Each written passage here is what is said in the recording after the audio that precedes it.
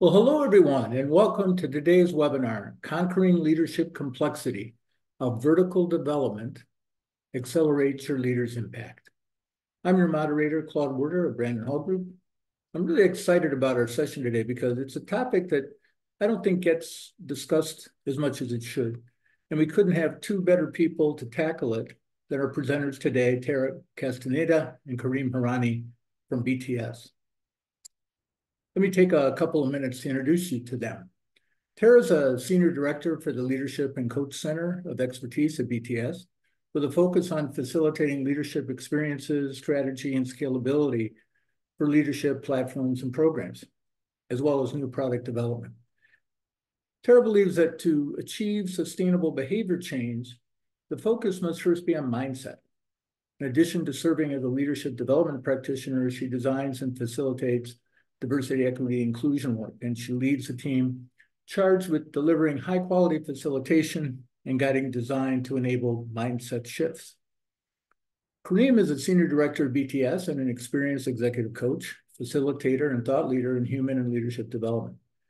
After leaving his role as head of the coach practice in BTS, he's now leading the leadership and coaching artificial intelligence strategy team at BTS, while also working as a learning architect at Coaches Rising. Kareem's the author of The 4 Greatest Coaching Conversations, a book rated as #1 by Forbes for books that will help you improve your performance at work. And it's based on extensive research in mindset and transformation. We want to take a couple of minutes to thank our great client, BTS, for sponsoring today's webinar. BTS is a consultancy specializing in the people side of strategy. And for over 3 decades, they've been designing powerful experiences that have a profound and lasting impact on businesses and their people.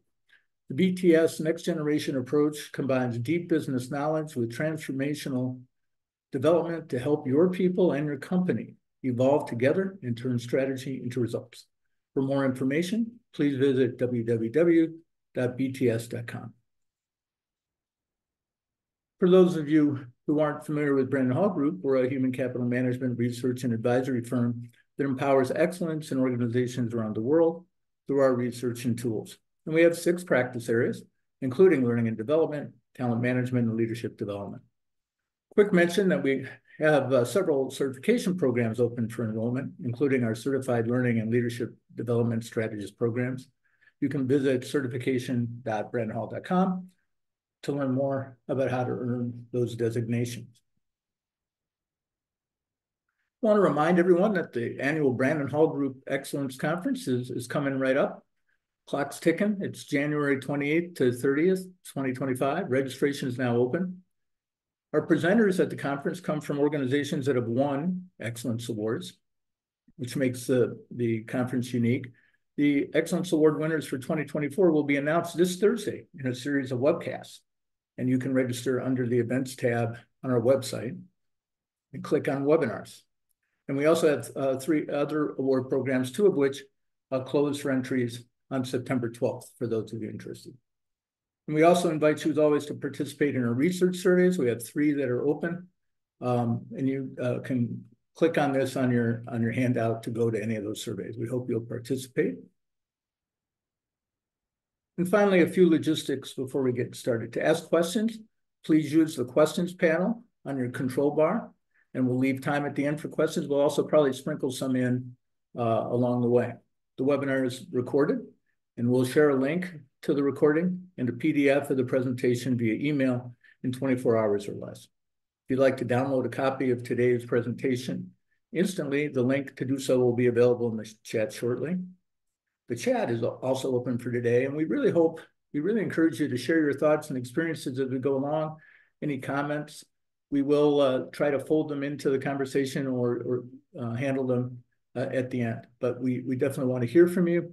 If you just tell us where you're logging in from today, and so we can welcome you.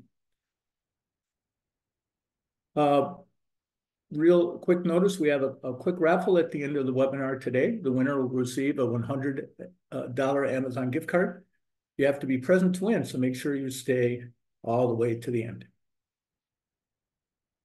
So quickly, our agenda today I'll go over a little research just to set the scene on the high-level leadership development trends. Then we'll go into what vertical development is, why it's so important, how to integrate it in your programs, and share a success story of an organization doing it at scale. And then again, questions at the end, and possibly also as we go on. So let's get started. Real quick on the research side, I wanted to start out by sharing a few data points about where we are right now in the evolution of leadership development. It's really never been more important and is listed as the top priority in learning in just about every research study we conduct. But while the interest is high, the results are rarely what organizations want. Our latest stats say that only 34% of organizations surveyed believe their leadership development efforts have business impact. And so that's why 81% of organizations, as the graphic on the left shows, plan to improve their approach in some way. And about half of organizations, 48%, have the budget to do it. Budgets are going up for leadership development by at least 10% for the upcoming year, according to our research. And for those organizations that are planning to make improvements, those 81% that are planning to make improvements, 71% are focused on increasing the capacity of leaders at all levels. And that's what our webinar is really about today and what vertical development is all about, expanding leaders' capacity and mindset. And so before Tara and Kareem dig in, we want to get a sense first from you, get how familiar you are with the concept of vertical development. So we got a quick poll question for you. Very straightforward. How familiar are you with vertical development? Are you not at all familiar, somewhat familiar, but wanting a deeper understanding, or very familiar? We'll see what everybody says. And then, again, if you have any questions, if you aren't familiar and you want us to focus maybe on something that we're not talking about, feel free to drop question or comments in the chat. Che, you'll let us know. Che Salvato is our producer today. She'll let us know when we're ready to go on poll, and then we'll dive right in.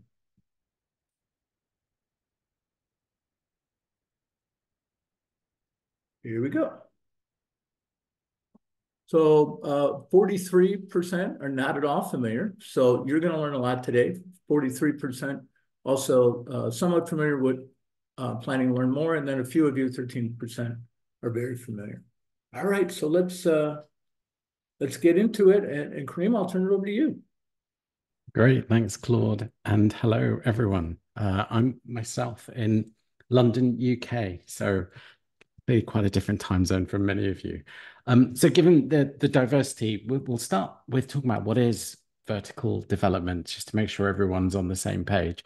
And of course, in the chat box, if you've got anything else to add, if you're very familiar or somewhat familiar, just throw in your own perspectives as well. It'd be lovely to hear some different views on it along the way.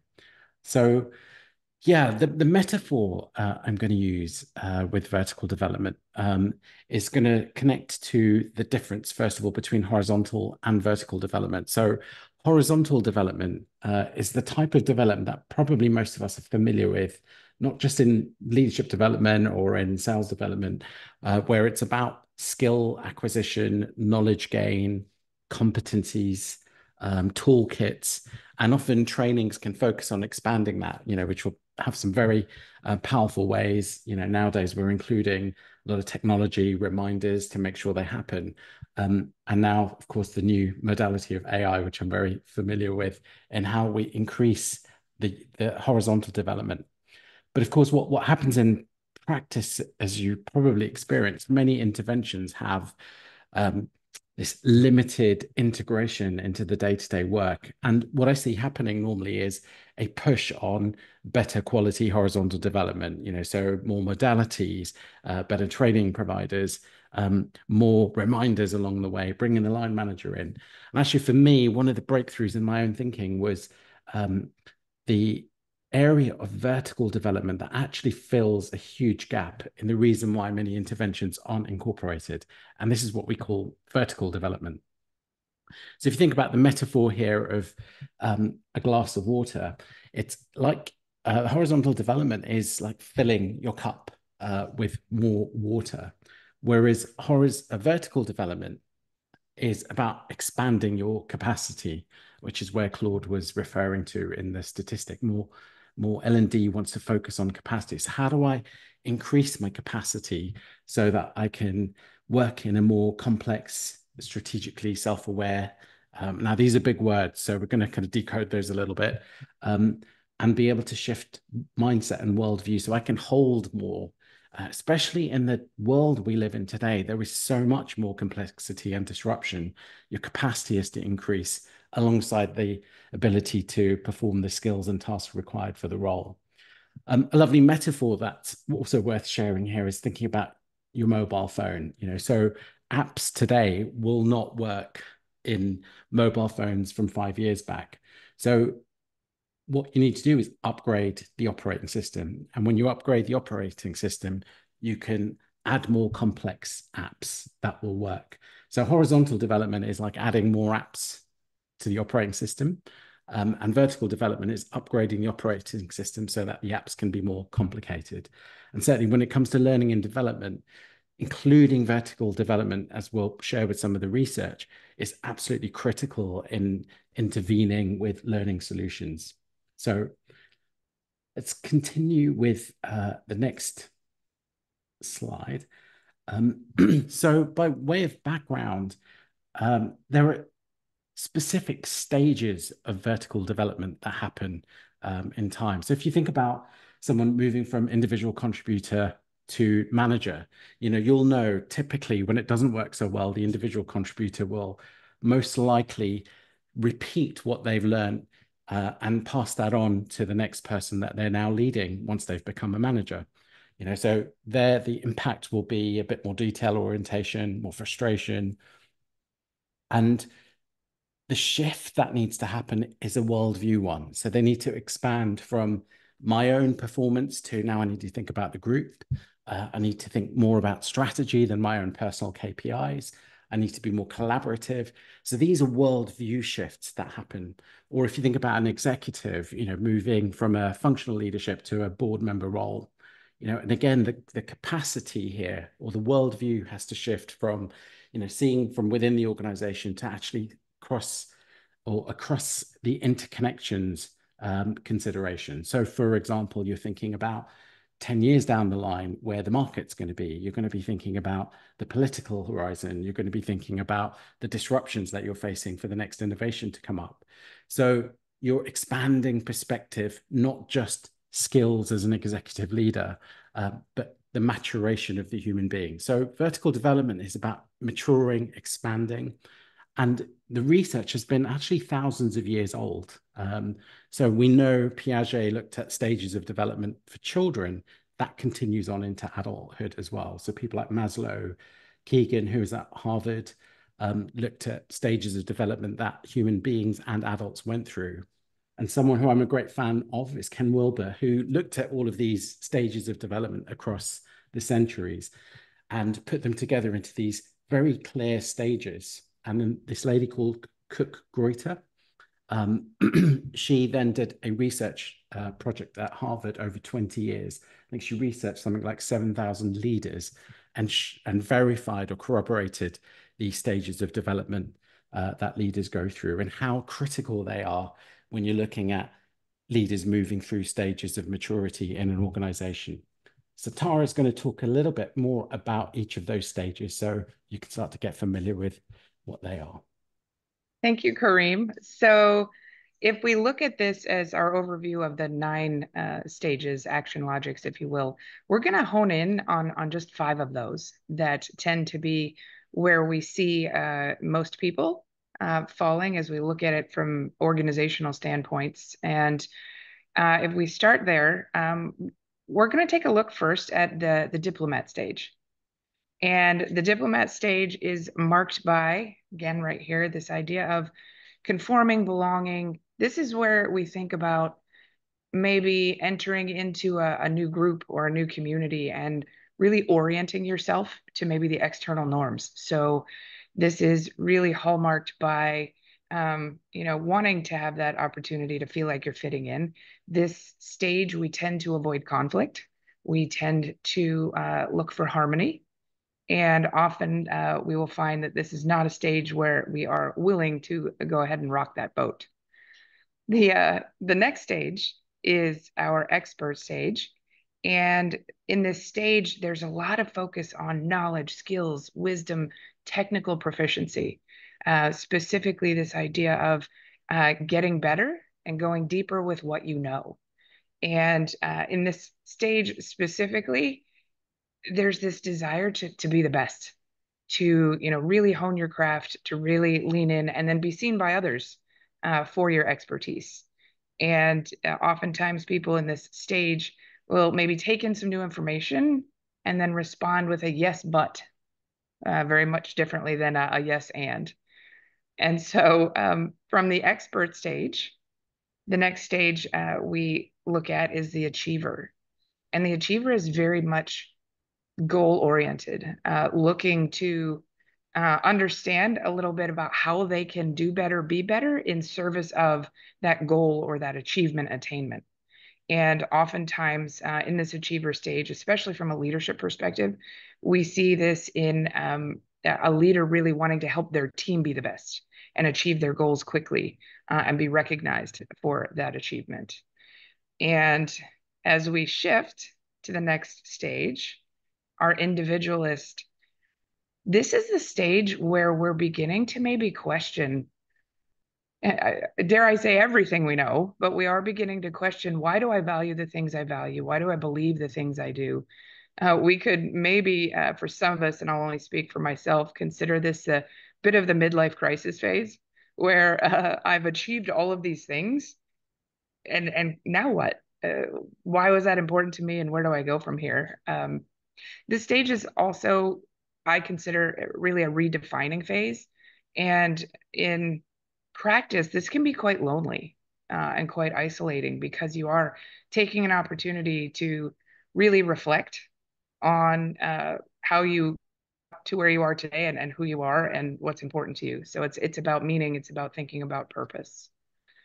The next stage up here, and the last one that we'll specifically discuss, is strategist. And this is a phase where we are more able to tap into this both and thinking. We're stepping out of a reality where things are black and white, where there's a right answer for everything, and really giving us the opportunity to say, okay, well, how can I take in these multiple perspectives? How do I sit with more differing points of view and make some sense out of what I can do with that as we think about it from the broader reality of not just our own sphere of influence, but thinking about what things mean for the broader world, for our broader organization, and how we fit in it and with it, so to speak. Really quickly, from an orientation to change, which often when we think about leaders and how they manage change, our diplomat and expert stages really look at change as kind of threatening. Our achiever phase really looks at change as something distracting. And then as we start moving toward our individualist and our strategist phases, we see change as more of an opportunity, as something to embrace, as something we could learn from and grow from. And one more quick thing before I turn it over to Kareem. Also, if we want to think about this through an analogy, we can look at this through the idea of maybe being on a dance floor. And so in our diplomat phase, we are trying to learn the steps, not look silly, just fit in.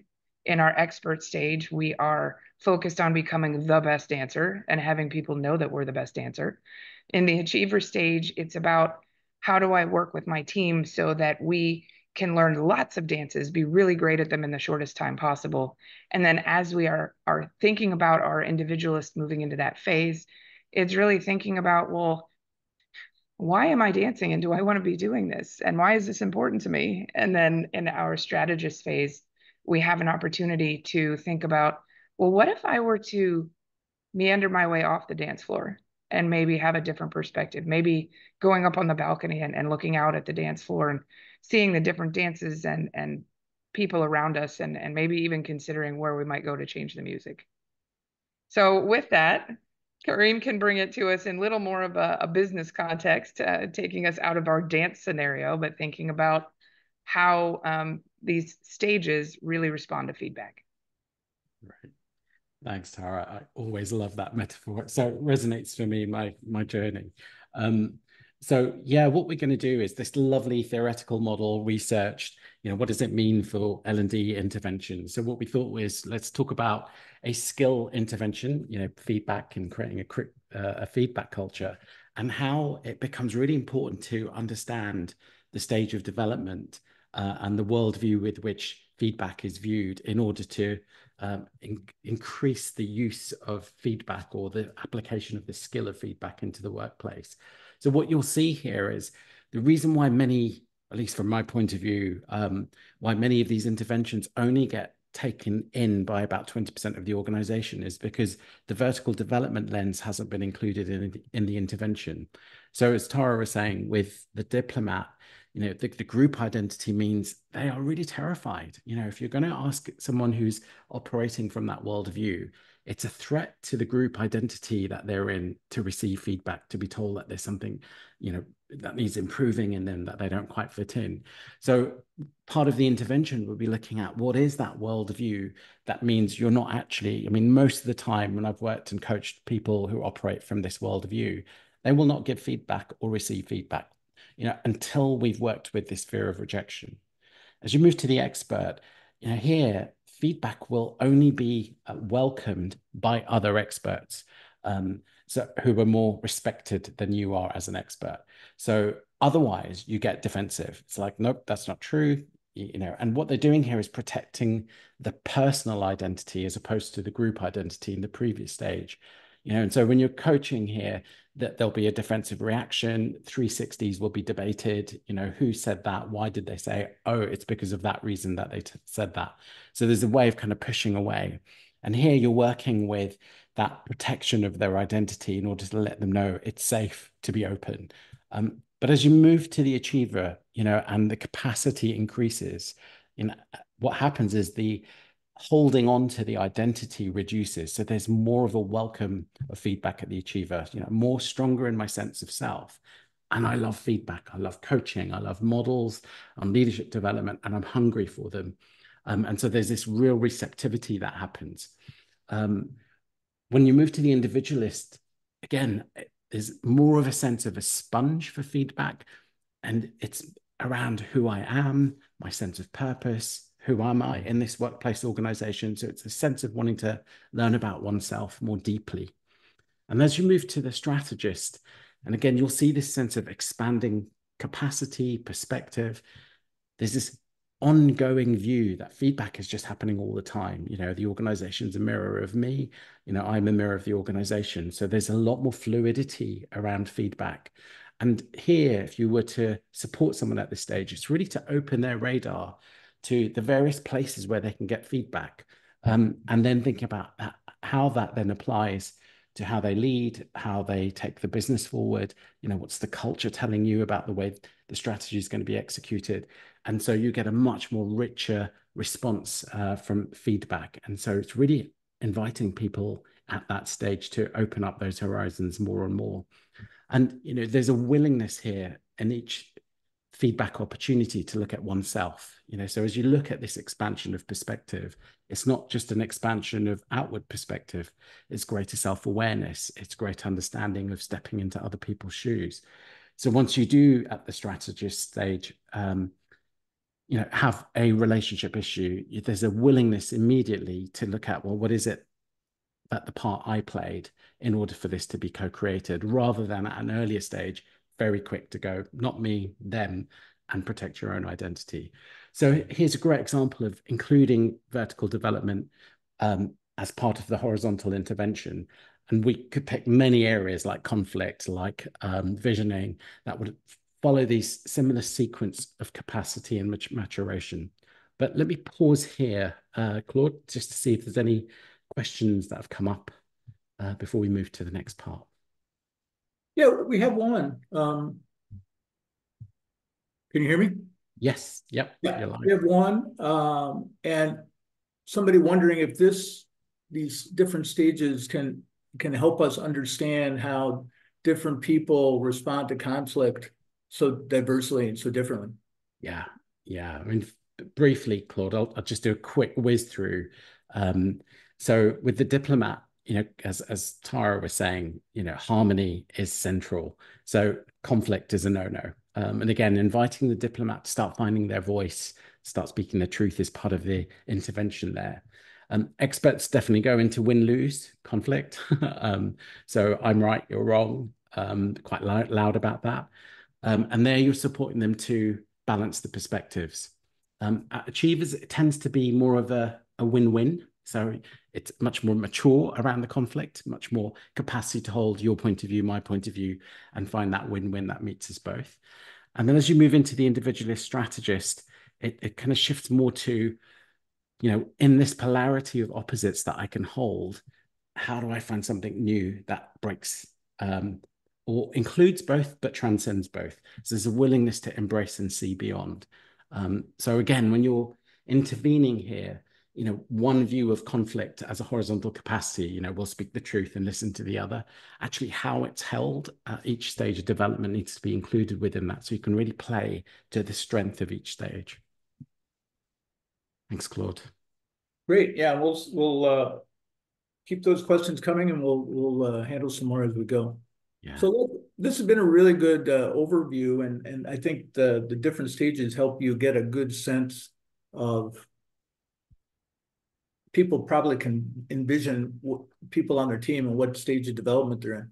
But let's drill a little bit now more in why is it important? Yeah, great. I'll just weave in Eric's comment into that Sure. question as well, because Eric's made the point, that the psychological safety of the culture also has an impact. You'll see in one of our later slides, Eric, the importance of individual vertical development support, but also organizational culture also goes through these stages where you can get some very, certainly banking in the 2005s were a very expert culture where it's all about winning, making more. So the organizational culture can also go through vertical development stages. And as you're saying, safety is really important in order for you to be open and vulnerable about the shifts you're making vertically and in your mindset. So yeah, very critical as part of this process of vertical development inclusion.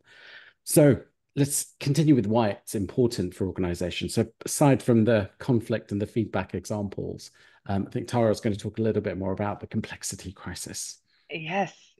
So as you think about it, the traditional way you've been promoted up the hierarchical ladder is by doing a great job in the role that you're currently in. And when we think about how complex organizations, the world at large is becoming, while the focus has, as Kareem had mentioned earlier, has traditionally been on horizontal development, adding tools to your toolkit and expertise, there becomes then, as you think about more senior leadership roles, a larger gap in this capacity to be able to lead in complexity.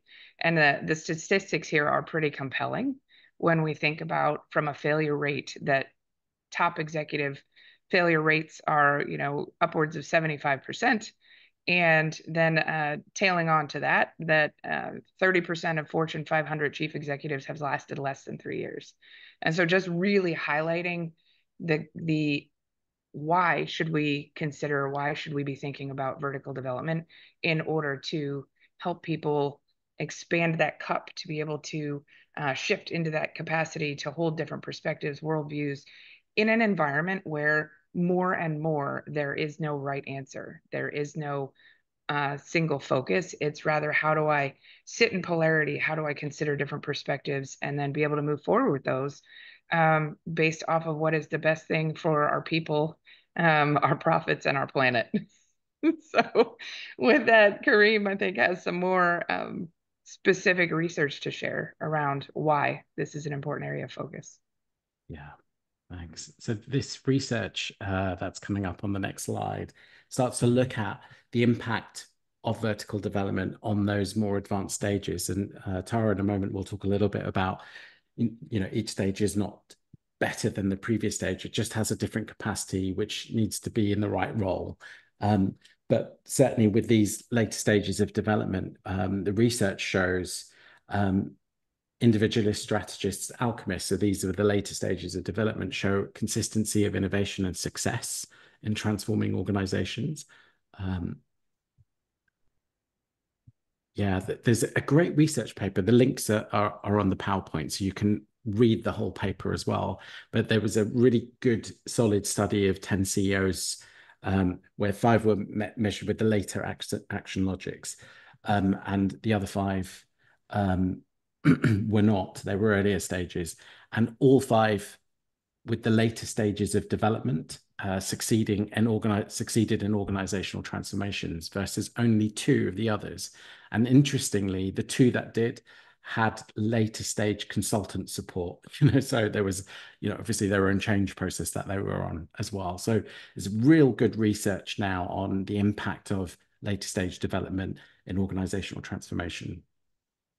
And then finally, earlier stages of development tended to have below average performance and significant lower effectiveness than those measured at the achiever.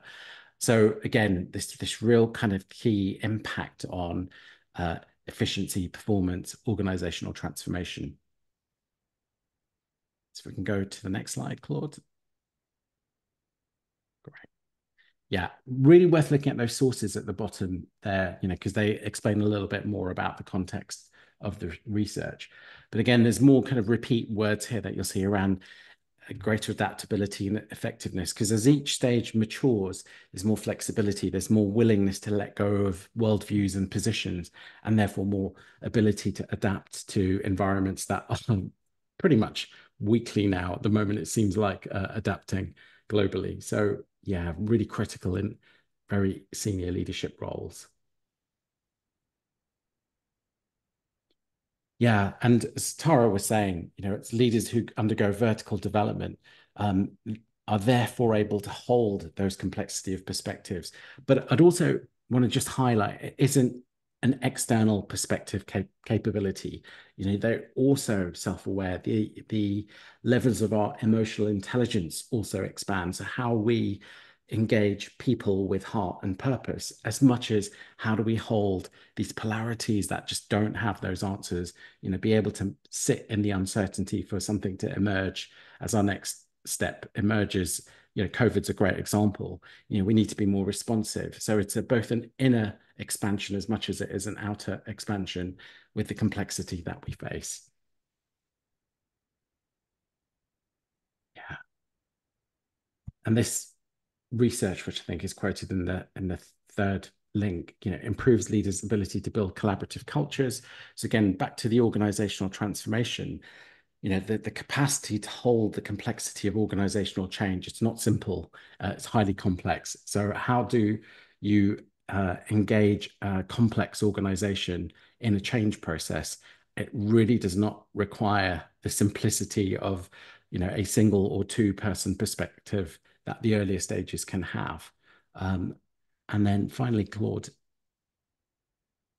Oh, sorry. Yep. Yeah. One of the things that I see in learning and development is, learning cultures and the ability to have a growth mindset, adaptability. So implementing such organizational changes with those elements, really supported by, more vertically developed or vertically mature leaders in an organization. And where that isn't considered is where you end up having those experiences of transformations that just don't work out. And then the CEO moves on and you've got a 75% failure rate behind you. So Tara's I think we're going to pause here again for a couple of questions. Claude, so anything else come in? Yeah, we do have one. Ted is wondering, does this research imply that development interventions should be grouped by stage versus level or title? This might be unusual and or difficult to sell internally. Yeah, good question. Tara, you've unmuted. Do you want to give that one a go? Well, I'm just smiling because as we talk about this, it really becomes a challenge for learning and development professionals because this is an exercise in meeting people where they are. So, and Kareem mentioned earlier, we have some considerations upcoming on how would we incorporate this type of development into our organizations. And so it becomes, again, a little more challenging because you can't force people into this type of development. So it's really about people's readiness, taking the invitation, having some awareness as to where they are, what this means for them. I often call this, in some of the interventions we've done with clients, helping people get off autopilot. And so the interventions can be effective regardless of what stage someone's at, depending on what their receptivity is and willingness to lean in. So Kareem, how does that sit with you? Yeah, totally lands. Yeah, one more addition from me on top of that, Ted, is what I would say is in the vertical development interventions, what I would do is have facilitators or coaches or learning and development facilitators aware of the stages, and then they can adapt, whether that's in the smaller breakout groups, whether it's individual conversations, or maybe if there's some coaching support. So, because what I've seen risky is giving stage development, and I've seen that too. And suddenly it becomes hierarchical, and I'm this stage and you're not, which is risky. But if you've got a facilitator who it has a maturity, so we've done that ourselves. We have looked at facilitator maturity rather than try and level up the organization according to stages. And then, as Tara was saying, just to tie the two, then the facilitator can meet the individual or the small group to support their shift according to where they're at. And that becomes a powerful way of doing the two together. Okay. Right. So let's go ahead and move on, talk about the integration. And I think this is really the heart of it, right? Is so many folks are focused on skill development and working with the leaders day to day. How do you integrate this vertical type of development into our learning solutions? Yeah. Thanks, Claude. So yeah, if you step back and look at, hopefully you're starting to pick up on what vertical development is. It isn't knowledge or skill gain. That's the horizontal. It is capacity building. It's stretching your perspectives about who you are, the world you see, seeing more interconnections. So in this next slide is something from the Center for Creative Leadership, where they talk about this sweet spot of vertical development, where heat experiences are where you put outside of your comfort zone, which then stretch your familiar way of looking at the world. You're in a new experience in a new place. And it challenges what you've taken to be true, the narratives that you have. Mixed in with that is colliding perspectives. This is where you're engaging in conversation with different people of different perspectives, not necessarily more developed ones, but it may be the sales function talking to the R&D function and understanding each other's worlds. And suddenly, you're starting to appreciate, and then the salesperson, next time they speak to the customer, is holding that lens and therefore creating a product that's viable, that research and development can deliver on. So expanding the perspective through colliding with different viewpoints is another element. And then a really critical element is the elevated sense making. So this is the space you create. And just come back to that point about psychological safety. It's the space where you get to be vulnerable enough to name, hey, I'm looking at the world like this, and actually it's not working for me anymore. So this is kind of, it needs safety because there's a vulnerability in letting go of what you've been holding or what's been familiar or what's been your identity for a while, and working through what is the shift in worldview and my perspective that's happened here. So the three together dance really well because those heat experiences kind of trigger the old worldviews or the ones that are wanting to change. Colliding perspectives kind of pushes against it from other viewpoints. And then you get space to step back and allow something new to emerge. And then that sweet spot in the middle is where the opportunity for vertical development is created. Now, you can't push it, as Tara was saying. What you can do is create the spaces in which that happens alongside the horizontal development. So whether it's a feedback intervention or learning to better manage conflict or working with strategy, it's that skill applied with these three lenses as part of your growth. look more specifically at what they could look like on the next slide, is, some interventions you'll see. So we're not suggesting you have to do a whole bunch of new stuff now to create heat experiences, or to create colliding perspectives. They can be done already with the tools we have in organizations. We have 360s. These are heat experiences because you're disrupting your identity from the feedback that you get from around you. Simulating businesses, where you've also got the whole business present in the simulation, and suddenly you're in an experience where you're looking outside the familiar system or function that you're operating in. So that generates the heat of disruption. Feedback we've talked about always disrupts, or tends to disrupt. Putting people, we worked with a retail organization that invited leaders to talk to community members and create community projects. That was huge for the organization to be more heartfelt and caring. And then the impact on communities coming to that retail store was huge. So you can see the business benefit as much as the vertical development maturation that happened. Secondments into other functions, again, you're stretching and seeing from different worldviews. The next element of colliding perspectives, again, could be brought into all L&D interventions where you, for example, constellating what your system looks like and then stepping into the shoes of those. That could be a nice way of kind of expanding or colliding perspectives with the ones that you're most familiar with. Secondments as well, that overlaps with disrupt and disrupting through heat experiences and colliding perspectives. Exposure to other organizations and their ways of solving similar challenges. I've seen this being done. Many organizations do that. But again, it gives you other perspectives that then expand your horizons, all the way through to interviewing peer learning groups. You get the felt sense of that and how you include that in your learning interventions.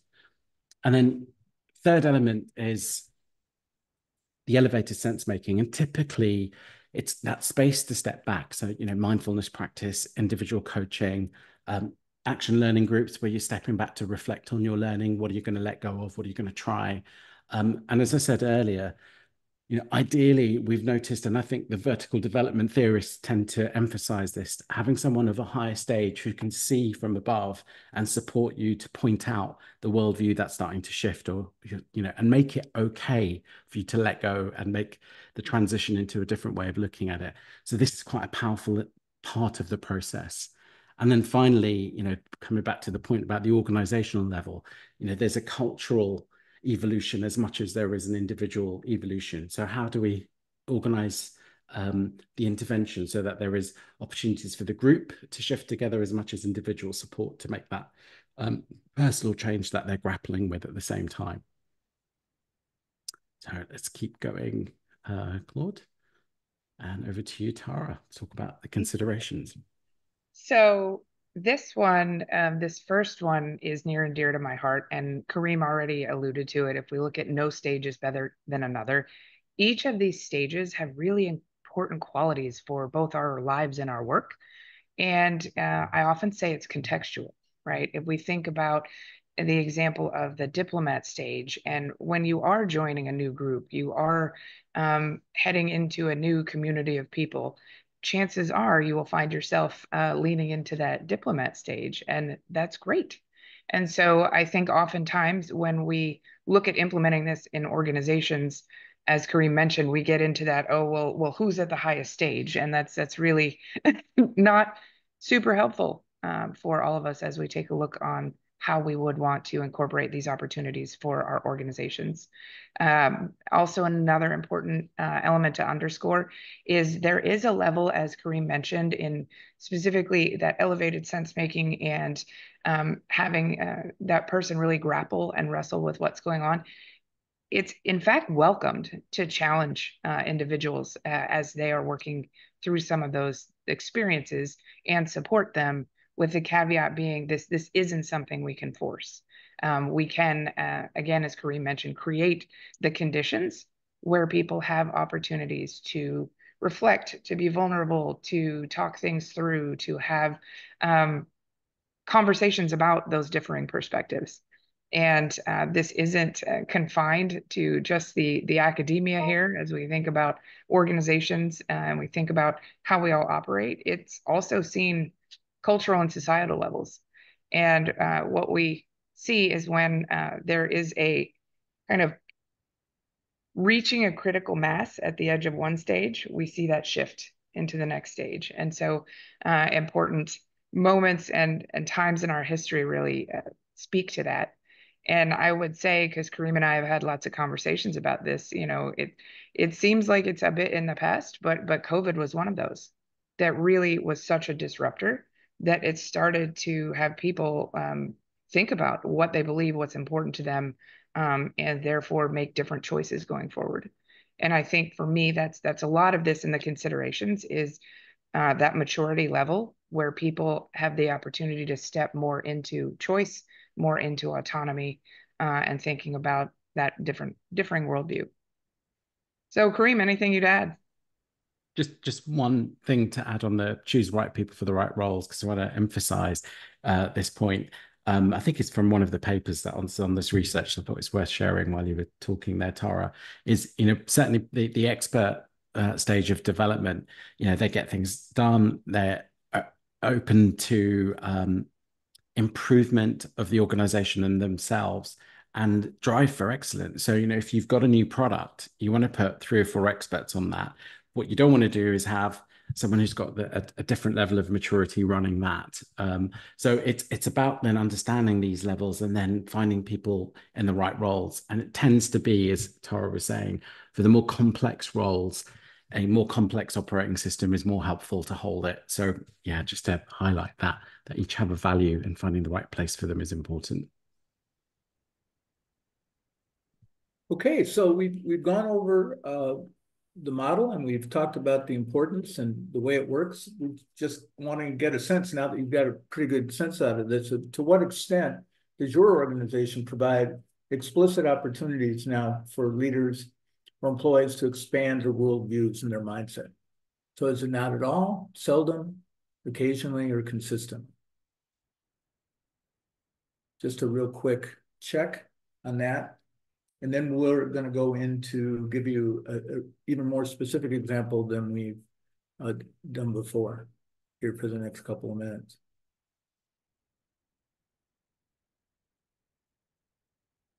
As we're waiting, I couldn't, it really struck me, Tara and Kareem, that we talk a lot about interactive learning and peer-to-peer learning and practical application. It seems like the earlier that organizations can do that, the more opportunities they have to start introducing vertical development, from what you were saying. Yeah, absolutely. I think, yeah. And, Claude, the bit I'd include within that, so yeah, as we're waiting for, some of the things are coming. I'll just say one sentence before you go back to the stats. Yeah.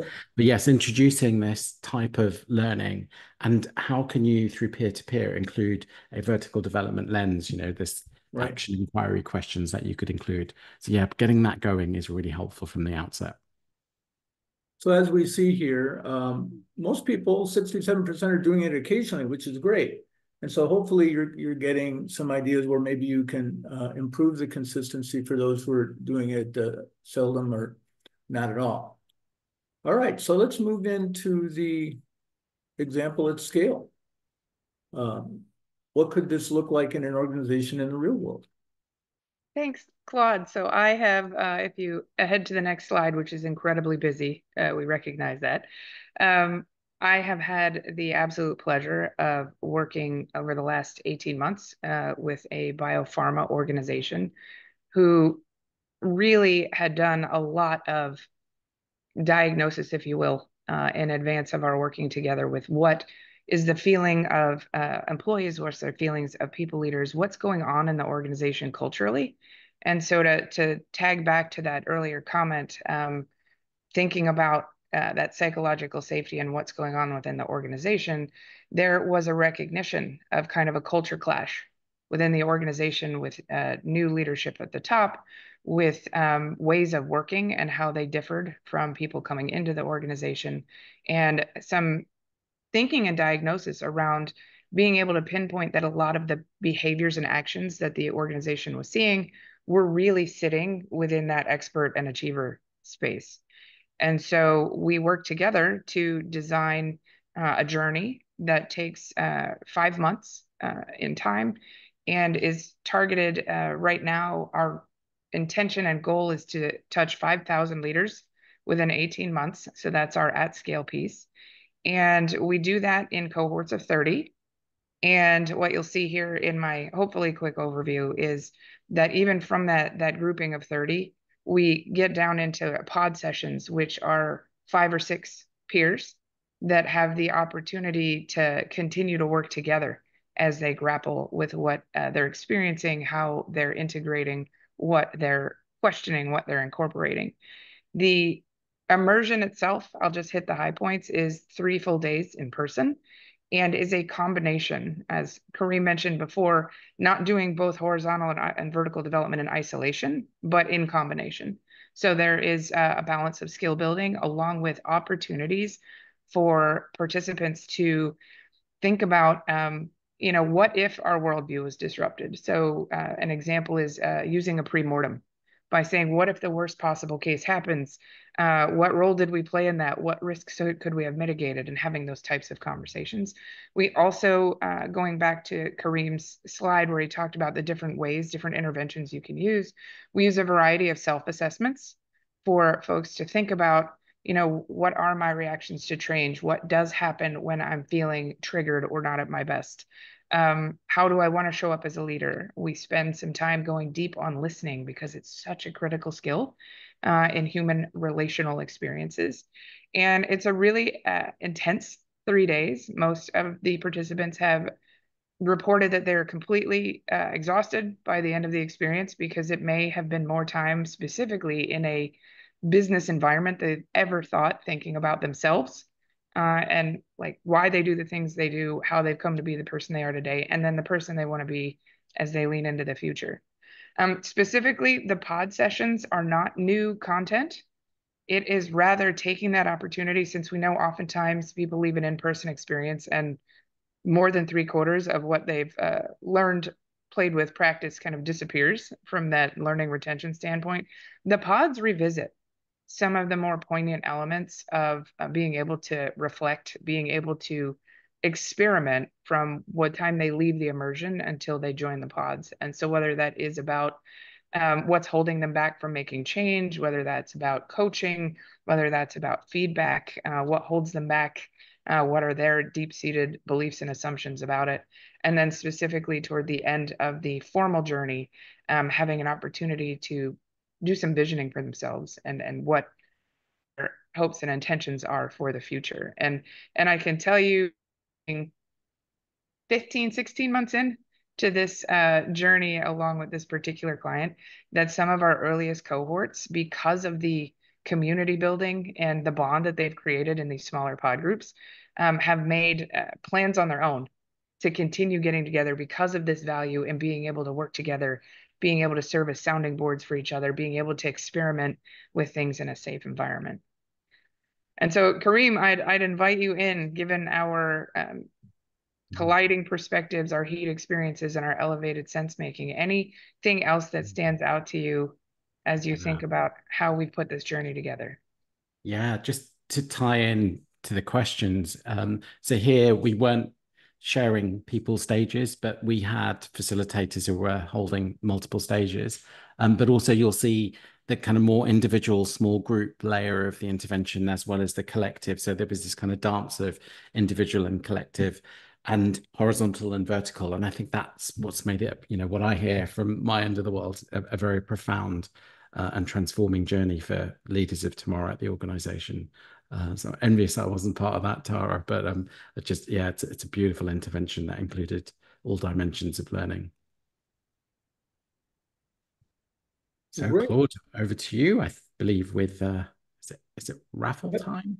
So we've got a couple minutes. Oh yeah, some questions. Yeah, we've got. But we'll do the raffle first. If Shay wants to pull the raffle winner, we'll do that real quick, and then that should still leave us a few minutes for questions. Absolutely. Thanks, Claude. So Before we wrap up today's webinar, I would like to announce the lucky winner of our raffle. So congratulations to Wendy Cyber on winning today's prize, a $100 Amazon gift card. We will be sending you an e-card shortly to celebrate your win. Claude, back over to you. Great. So we got a time for a couple of questions. One quick one from Anne-Marie is, what are go-dos? Great question. That is a BTS term, and it's essentially our recommended experiment to try on once you leave the session. Yes, Kareem put it in the chat there. Yep. So from this experience, take this one element and go try it on. Great. Another one that I thought was kind of interesting is the requirements from designers and facilitators of learning for these L&D interventions to support vertical development. What are the requirements? What do these folks need to do? I'm sure we've both got something to say around that, Tara. So yeah, happy to go first. I think it's, because you can then bring it in a very real way, Tara, with this. I think what I've noticed over time, and we've been working with vertical development for about 20 years now, it's been huge in the interventions, is definitely have someone who has a mature stage of development themselves. As what we haven't gone very deeply into the model, but hopefully enough for you to take away. But at the later stages, you also start to appreciate the other stages of experience, whereas at the earlier stages of development, you tend to think your one's the right one and everyone's got to come to my stage of development. So there's a certain maturity that allows you to appreciate and love and respect and see the quality of the other stages. And then in your design, to hold that complexity of, with that intervention, how do we ensure there is space for the different levels of development, as much as there is space for both the horizontal and the vertical. And as I was saying earlier, including the collective and the individual. So it requires a certain maturity to be able to hold that level of complexity. But when you do, the impact is significant. And as Tara was saying, it's many times I've heard people talk about these experiences life-changing for themselves, as well as how that's impacted their leadership of the future in the organization as well. So that comes up for me. Tara, any thoughts from you? Yeah, I think what I would add is it does offer an opportunity as the designer and facilitator of this type of work to try it out on yourself first, if you will, right? To do the work, for lack of a better term. And it incredibly continues to help me expand and grow as a human being. And also, when you think about, as Kareem said, like what is involved in all this, that it is potentially transformational and life-changing, and also being able to put yourself in the shoes of a participant, thinking about where they're coming from in those different stages and what it might feel like, and making sure, again, you're challenging, but you are not forcing things. That's a really delicate and important balance to keep a hold of. From a facilitation standpoint, even thinking about traditional, being brought up in learning and development, we have to stick the learning point. We have to this, we have to that. It's an entirely different way of facilitating in a vertical development space. I noticed there's another question there, Claude, in the chat box from Anne-Marie.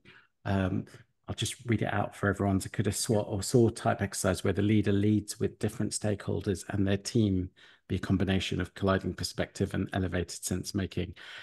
Yes, it could be.